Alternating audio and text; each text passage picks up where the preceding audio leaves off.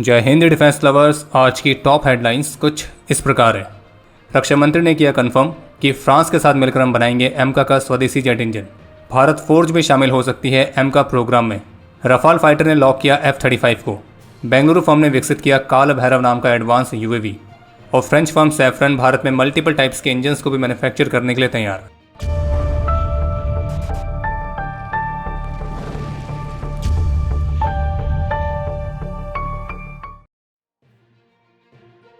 आज भारतीय रक्षा मंत्री श्री राजनाथ सिंह की तरफ से ऑफिशियली ये कंफर्म कर दिया गया है कि भारत जो अपने upcoming 5th generation fighter jet AMCA के लिए स्वदेशी तौर पर जेट इंजन को विकसित करने की योजना पर काम कर रहा है, तो उस परियोजना में जो हमारा फॉरेन पार्टनर रहेगा वो फ्रेंच कंपनी सैफरन रहने वाली है।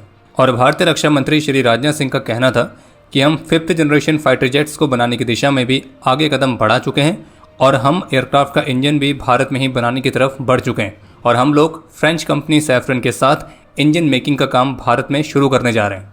जानकारी के लिए आपको बता दें कि जो जेट इंजन वाला प्रोग्राम था उसमें मुख्य रूप से 2 फॉरेन कंपनीज के बीच कंपटीशन था। एक थी फ्रांस की सैफरन और दूसरी थी यूके की रोल्स रॉयस। और दोनों ही कंपनीज ने इस परियोजना में टेक्नोलॉजी ट्रांसफर के साथ आईपी राइट्स वाले ऑफर्स भी दिए थे।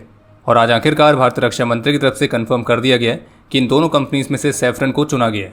रक्षा मंत्री का यह भी कहना था कि हमारा जो तेजस फाइटर है वो भारत की स्वदेशी डिफेंस कैपेबिलिटीज़ का एक शानदार उदाहरण बनने वाला है। और ऐसा नहीं है कि हमें इस काम में समस्याओं का सामना नहीं करना पड़ा है, मगर हमने ये तय किया है कि हम हर समस्या का समाधान निकालेंगे और भारत में फाइटर एयरक्राफ्ट बनाने की पूरी कैपेबिलिटी जरूर खड़ी करेंगे।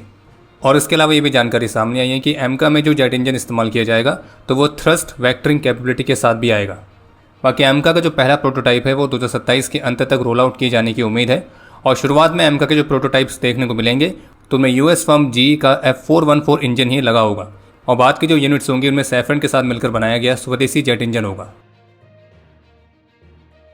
रिपोर्ट्स के मुताबिक भारत के स्वदेशी एमका प्रोग्राम में कॉम्पीट करने के लिए जो भारत फोर्ज है तो वो भी इंडियन डिफेंस मैन्युफैक्चरर्स के कंसोर्टियम को ज्वाइन करने पर विचार कर रही है।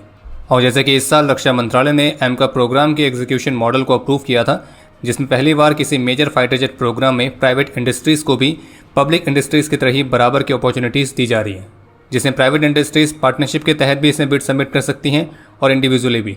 इसके अलावा एक अपडेट ये है कि ओडिशा बेस्ड एक ड्रोन मेकिंग फर्म जिसका नाम है बॉर्न वी एरो, तो ये कुछ ऐसे AI पावर ड्रोन्स को विकसित कर रहे हैं जो कि सबसे टफेस्ट मिशंस को भी हैंडल करने में सक्षम होंगे। और कंपनी जिस तरह की UAVs को विकसित करने पर काम कर रही है वो केवल UAVs नहीं होंगे बल्कि एक तरह का इंटेलिजेंस सिस्टम होगा जो कि high altitude GPS denied environment और हाई रिस्क जोन में बहुत ही एफिशिएंट तरीके से ऑपरेट करने में सक्षम होगा, और ऐसी जगहों पर भी जहाँ पे अधिकतर UAVs या ड्रोन्स फेल हो जाते हैं। और कंपनी के को-फाउंडर और CEO का कहना है कि हम केवल ड्रोन्स नहीं बना रहे बल्कि हम ऐसी मशीन्स बना रहे हैं जो सबसे डिफिकल्ट सिचुएशन में भी खुद से डिसीजन लेने में सक्षम हो। जिसके लिए कंपनी ने विकसित किया है अपना AISN सिस्टम, जिसका फुल फॉर्म है AI powered special navigation system. और कंपनी के मुताबिक उनके इसी AISN सिस्टम की मदद से उनके जो ड्रोन्स हैं वो उन जगहों पर भी ऑपरेट कर सकते हैं जहाँ पे अक्सर अन्य ड्रोन्स काम नहीं कर पाते हैं। और इसलिए बॉर्न वी एरो के जो ड्रोन्स हैं वो इस बात को सुनिश्चित करेंगे कि चाहे कुछ हो जाए जो उनका मिशन है वो पूरा हो।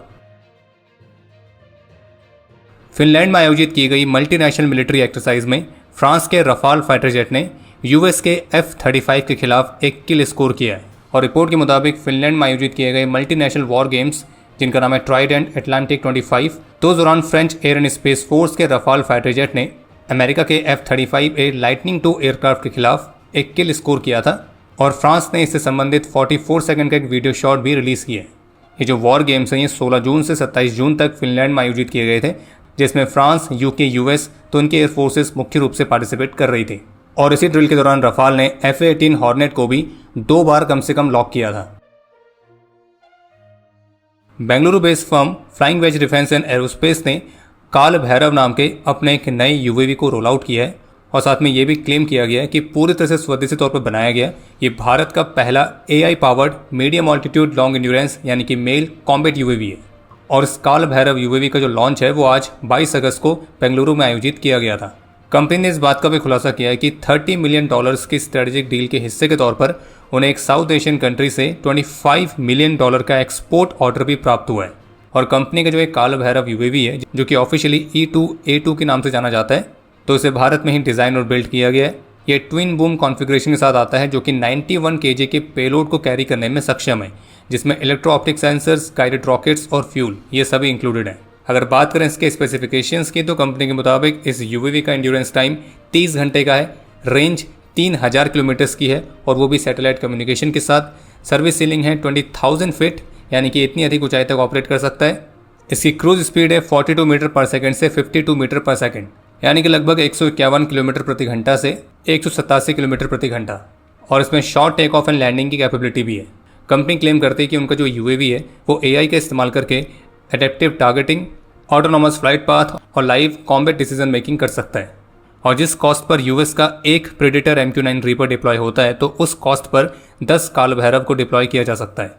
इस एयरक्राफ्ट में 80% तक के स्वदेशी कंटेंट की बात की गई है और सभी प्रमुख टेक्नोलॉजीज को इन हाउस से डेवलप करने का दावा किया गया है। और कंपनी ने मिशन 777 प्लान की अनाउंसमेंट भी करी है, जिसके तहत वे अगले 5 वर्षों के अंदर 77 कंट्रीज में 7 ग्लोबल हेडक्वार्टर्स को स्थापित करेंगे। बाकी आपको थोड़ा सा याद दिलाना चाहेंगे कि फ्लाइंग वेज डिफेंस वही कंपनी है जिसने पिछले साल यानी कि 2024 में भारत के पहले बॉम्बर यूएवी को लॉन्च करने का भी दावा किया था। लेकिन जिस बॉम्बर यूएवी का मॉडल शोकेस किया गया था तो वो किसी भी तरह से प्रैक्टिकल नहीं दिख रहा था और कईयों के मन में एक प्रश्न था कि कहीं ये कोई स्कैम तो नहीं है। हालांकि फिर कंपनी के ऑफिशियल वेबसाइट में ही इस बॉम्बर यूएवी के डिज़ाइन में काफ़ी बदलाव भी देखने को मिले थे।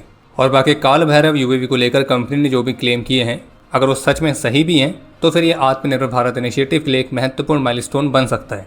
लेकिन ये काल भैरव यूएवी की पहली उड़ान कब कंडक्ट की जाएगी, कब तक ये ऑपरेशनल यूज़ के लिए तैयार हो जाएगा, तो इसके बारे में फिलहाल ऐसी कोई और डिटेल देखने को नहीं मिली है।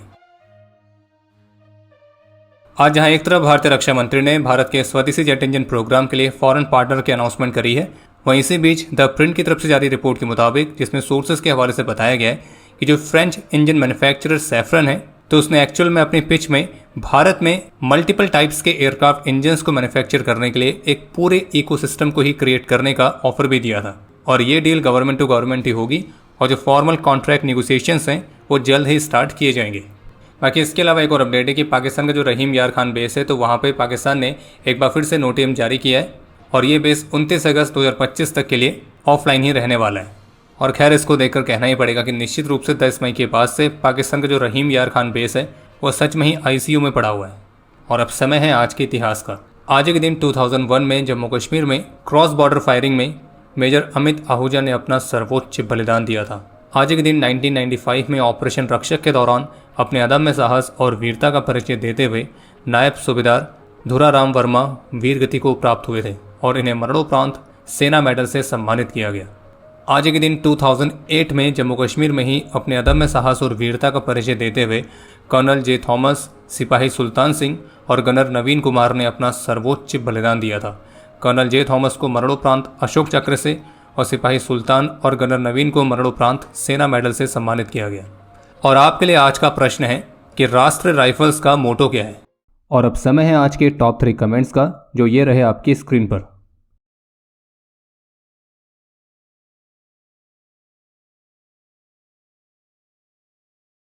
उम्मीद है आपको आज का एपिसोड पसंद आया होगा। पसंद आया तो वीडियो को लाइक करना ना भूलें। आपके कोई भी सुझाव या सवाल हो तो उसके लिए कमेंट सेक्शन ओपन है। और अगर आप डिफेंस रिलेटेड और भी एक्सक्लूसिव कंटेंट में दिलचस्पी रखते हैं तो आज ही प्ले स्टोर से डिफेंस स्क्वाड की सुपर ऐप को डाउनलोड करना ना भूलें। और अगर आप चैनल पर पहली बार आए हैं तो squadron.in पे जाके हमारे नए डिज़ाइंस को भी चेकआउट जरूर करें। बाकी जल्द मिलेंगे नए एपिसोड के साथ। तब तक के लिए जय हिंद, जय भारत।